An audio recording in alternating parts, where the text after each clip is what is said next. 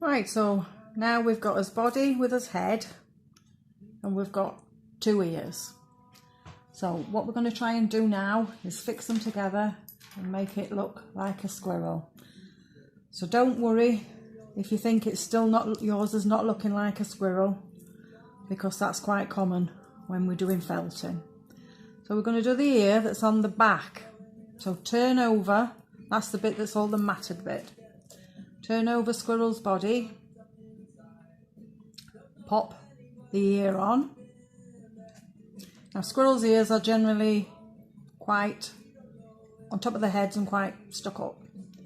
So the extra little pieces that we've got, the wool from the ear that we did, put it over the body, get your needle and start going in just under the ear. So remember, the ear's about 1 centimetre, so just go in under the ear. And then turn over to put the ear that we're going to see when we're wearing our brooch, and pop that on.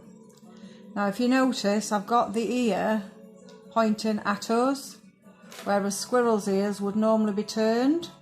I'm going to show you how to do that in a minute. So pop your ear in place, and then again we're using that motion where we're in and out like we did on the jaw to attach that ear. Once they're both attached, what we can do, we can turn that ear over a little so it's facing forward, and a few little in and out with the needle will actually hold it forward. And we'll turn it back over and we'll do the same with the back one. So get the ear to face forward and just gently in and out. Then what we should have is 2 ears facing forward. Still got plenty of little bits of wool on the end there to make his fluffy ears. Right, now we can think about doing the cheek bit. So the bit from the ear, this will hold the ear in place. So lay the wool. Before you do this, make sure your wool from your other ear at the back is out the way, because what you'll do is finish up matting the front to the back. Okay, so just go down the side of the face just a few times over the loose wool, and then take the wool back up to the ear and just tap in and out with your needle under where you actually attached the ear. This makes like a little lump that's going to be his cheek. Now before you put the rest of the ear down, just go in and out on his cheek a little bit on that lump. This will flatten it a little bit, but it will make him a cheek, and it'll get smoothed over. On this one I've smoothed it over with the bit that's left. So then bring this little bit that's left and just around the edges. This area here now is where we originally did the jawline. So if you just keep popping that needle in and out, we'll make him his little cheek. You can also go on the face bit and just below the ear, just to flatten that a little bit. And these little bits that's left, you can bring them back up. This technique is ideal for making a tummy on something, or a leg, a hip, if you're going to put a leg on there. But what we're using it for today is just making that cheek for the squirrel, because all squirrels have nice little cheeks. So there we go, we've got a cheek. Now we'll turn it over, and because we moved this wool out of the way, it's not got matted onto the back. Now this doesn't really need to have a cheek as such, because it's going to be the back of the brooch. But you can still do the same technique, it's just a little bit of practice. So anchor the bottom bit of it down, take that back up, what's left, a little bit under the ear. Don't push your needle so it's going too far through, because you don't want to flatten any of your work that you've just done on the other side. Any of those little bits that's left there, just pop down to the bottom and anchor them down. And you can just leave that like that for now, because that's fine. So we've got a squirrel with 2 ears, and we've got a little bit of a cheek. So what we want to do now is add the tail and make that little arm. So what I'll do, I'll show you how to make the little arm. Okay, so you need some more wool. So pull a length of wool.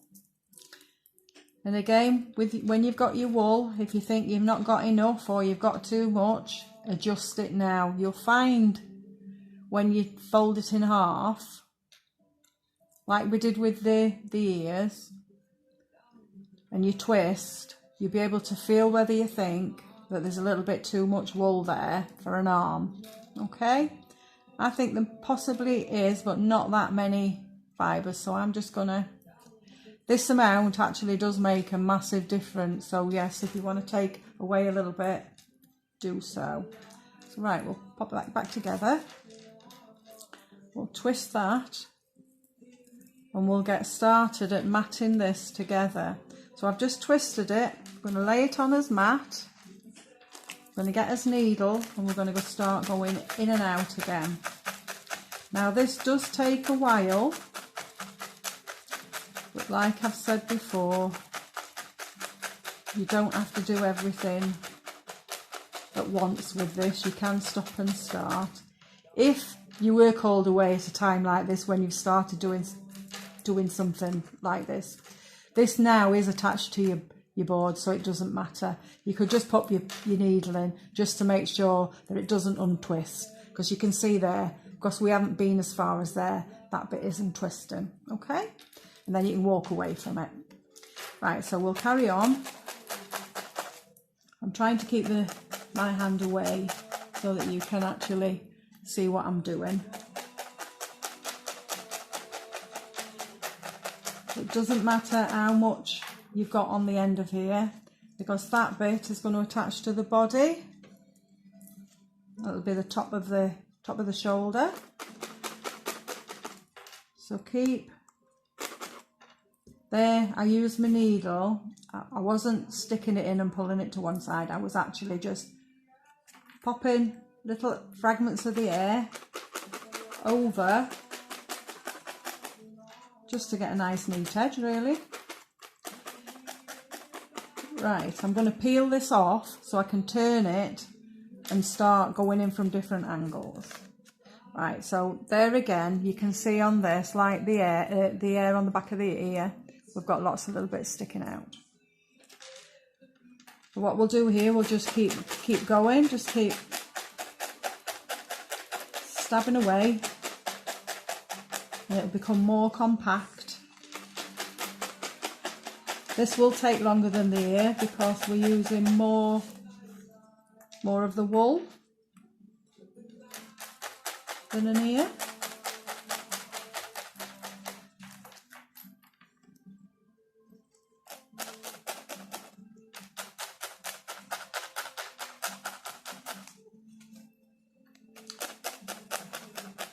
Remember, with this, protect your fingers if you're not that steady when you're starting.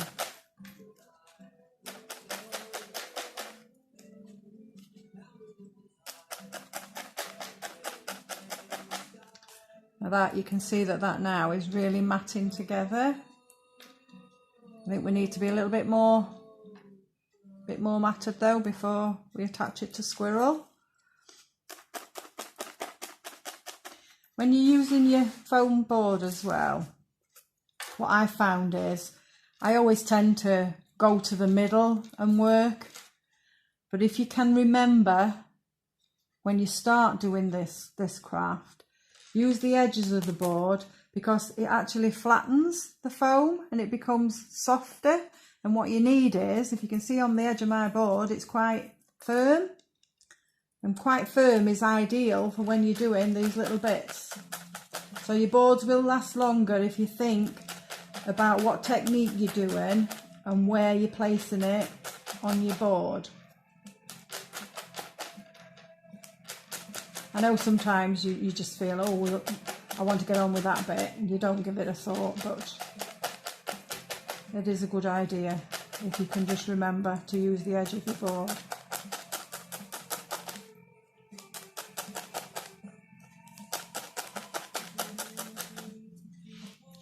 So what we've got here now, we've got it more matted and it's becoming hard.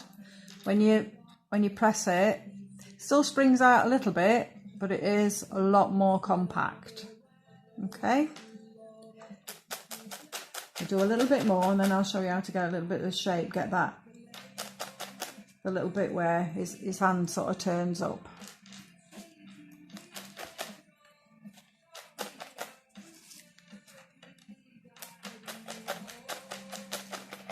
Right, so for that bit, what we would do, where we went in to do the jaw and we made the indent in it, we made it more compressed, that's what we'll do here. So maybe 1/2 centimetre from the end, start going in, and what this will do will make it look like his little paw is sticking up. So there we go, so that's actually turned, that's turned up. All right, these little bits on the back, don't worry about them, because if you can't put them in with your needle, which sometimes are a little bit fiddly, you can cut them off. So don't worry about that. So right, so we've got something now that resembles what we've got on Squirrel there. This part, this shoulder, is going to be made out of the air there that we've got left. So we're going to pop his arm around there, and then we're going to go in and out here, a bit like what we did on the body. We're matting the rest of this hair, this wool together, and it's anchoring it to the body. You can move this around as you're doing it, so if you think it's facing down too much, just lift it up a little bit and just pop that needle in and out there, and it will hold it in place. Now, same technique as we used to do that cheek. What we'll do with this, we'll just pop your needle down, bring this back. This can make his shoulder. But instead of leaving it as a domed bit, what we're going to do is we're going to do like we did on the body, and we're going to mat it down. So when you get to the part where we anchored the arm down, we'll just take that back and continue on his shoulder, and just work that little bit of wool backwards and forwards until it's gone.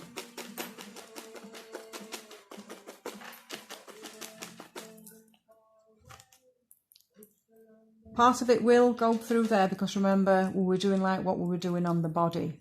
So because we're in and out a lot, it's gone through. So we have got a little arm on there now. Now, to hold that arm in place, what we can do, we can just bend it up slightly, and where his elbow would be, just pop a couple of little in and outs, and that will hold his arm down.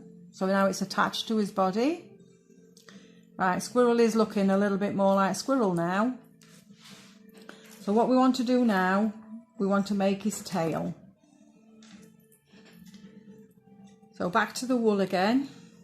Get a nice big piece of wool this time. I'm going to get a little bit more because I like a nice bushy tail on the squirrel.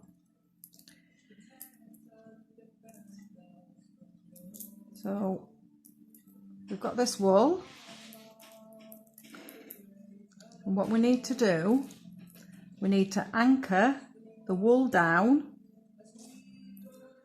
on the bottom of the squirrel's body. So same technique again as what we've used for the jawline. Just make sure that that's well attached.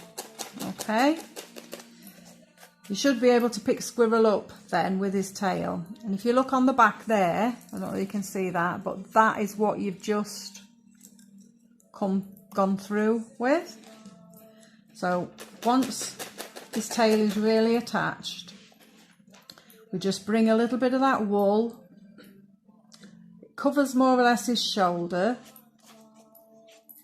get it in a nice shape, and then just anchor this bit down because we don't want his tail flopping all over.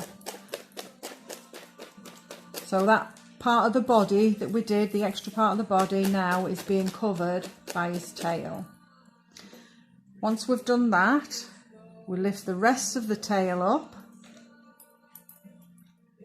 and we anchor a little bit of that. So we can go up his back, a little bit at the bottom,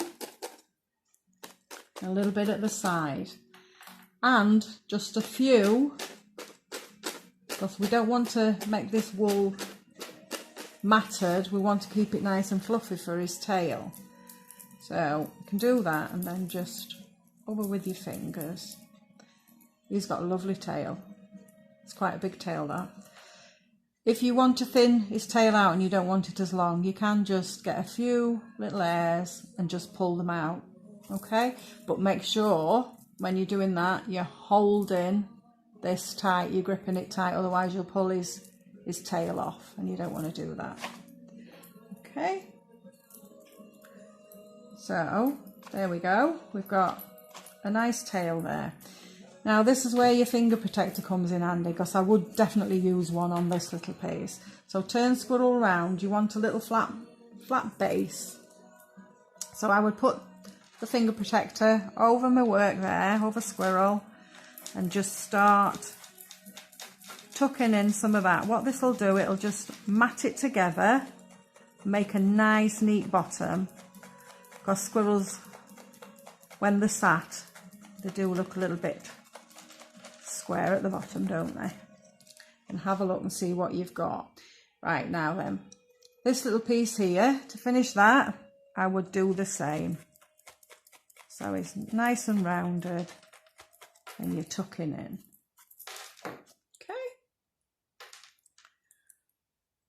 Right, to make Squirrel come to life, we need tweak him a little bit. I like a bit to tweak. Right, little ears. We can just twist the wool between his fingers, those little hairs, and then he's got his little tufts on his ears. And we need an eye.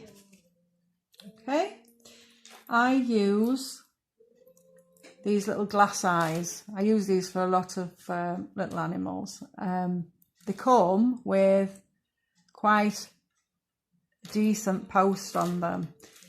Now, if you were doing something that was quite big, that would push in, which is great. When you're doing a brooch, what I tend to do is I'll get my little pliers. These are just pliers that's out of my jewellery making kit, because probably as a lot of us, we've all done lots of different crafts. So what I do is I just leave a little bit of the wire, because we need some to go into his head.